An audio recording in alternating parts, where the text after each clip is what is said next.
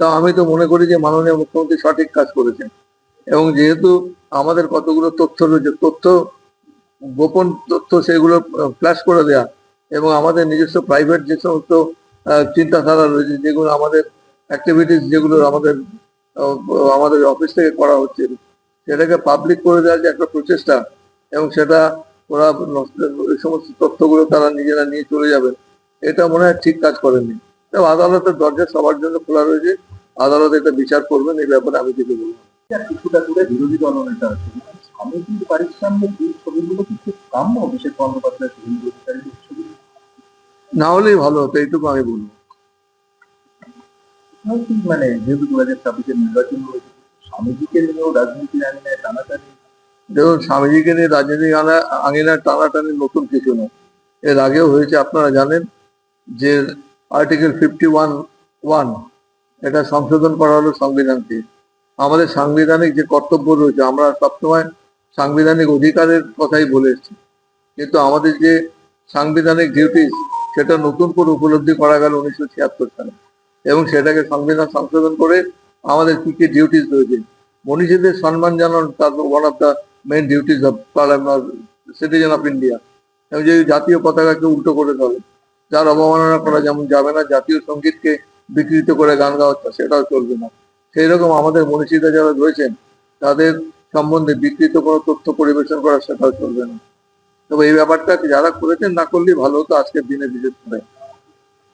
বিবেকানন্দ শুভেন্দু তিনি বলছেন, স্বামী বিবেকানন্দ যা বলে গেছেন আজকের দেশের প্রধানমন্ত্রী তা কার্যকর করার চেষ্টা করছেন। জানি না স্বামী বিবেকানন্দের কোন দিকটা তারা তুলে ধরতে চাইছেন। কার্যকারিতা স্বামী বিবেকানন্দ তো আমাদের নারী শিক্ষার উপরে অত্যন্ত গুরুত্ব দিয়েছিলেন। শিকাগো ধর্ম মহাসম্মেলনে 5টা শব্দ দিয়ে শুরু করেছিলেন। তাদের বলেছিলেন sisters and brothers of America. সেটা থেকে ইঙ্গিত দেখা যায় যে আমাদের দেশের বিশেষ করে মহিলা সম্প্রদায়ের সঙ্গে যুক্ত যারা রয়েছেন, মহিলাদের অনেক বেশি গুরুত্ব দিয়েছেন, প্রাসঙ্গিকতা দিয়েছেন। আমার মনে হয় সেটাই হয়তো ওরা করতে চাইছে, কিন্তু মাননীয় মুখ্যমন্ত্রী এই রাজ্যের যিনি দায়িত্বে রয়েছেন, তিনি আমাদের সামাজিক সুরক্ষা প্রকল্পের মাধ্যমে মহিলাদের শিক্ষা, তাদের চাকরি বাকরি কাজকর্ম সক্ষম করা, সেসব ব্যবস্থা তিনি ইতিমধ্যে গ্রহণ করেছেন। আমি জানি না ওরা নতুন কি আবিষ্কার করবেন, সেটা ওটাই বুঝতে পারবো। আমি প্রধানমন্ত্রীর কথা বলেছেন, বলেছেন যে স্বামীজি যা বলে গেছেন প্রধানমন্ত্রী সেটাকে কার্যকর করে। প্রধানমন্ত্রী কোনটা যে কার্যকর করেছেন আমার তো নজরে আসে না। কি বলেছেন, কোন প্রেক্ষাপটে বলেছেন। আমাদের নারী শিক্ষার জন্য যে অবদান করে গেছেন, তা আমাদের কেন্দ্র সরকার তো কোনো অবদানই নেই। আমাদের এখানে নারী শিক্ষার অগ্রগতির জন্য স্বামী বিবেকানন্দ বলেছেন, এবং আমাদের যারা সমাজ সংস্কার করে গেছেন তারা বলেছেন। কিন্তু সেই তুলনায় বলতে গেলে পরে কেন্দ্র সরকারের কোনো দৃষ্টিভঙ্গি আমাদের নজরে আসে। উল্টে রাজ্যের যে প্রাপ্য টাকা সেটা বন্ধ করে দিয়েছে, এবং নারী শিক্ষা তার মধ্যে অন্যতম গুরুত্বপূর্ণ একটা অধিকার ছিল, সেটাও কার্যকর করার চেষ্টা করছে। মানে সার্বিকভাবে স্বামীজি যা বলে গেছেন, সার্বিকভাবে স্বামীজি যা বলে গেছেন সেটাই প্রধানমন্ত্রী কার্যকর করার চেষ্টা করছে, এটা বলেছেন শুভেন্দু।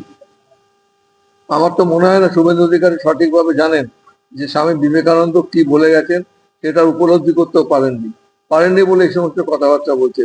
এরও রাজনীতি করার উদ্দেশ্য নিয়ে বলা হয়েছে, চেষ্টা করা হচ্ছে, এর আগেও অনেকে চেষ্টা করেছেন। এখন it's a part of politics, নতুন করে বলার তো কিছু নেই। শুভেন্দু অধিকারী বলতে পারেন, আমি জানি না উনি একটু দিকে যদি যেটা আরো বেশি করে ব্যাখ্যা করতেন, আমার মনে হয় লোকে বুঝতে পারতেন।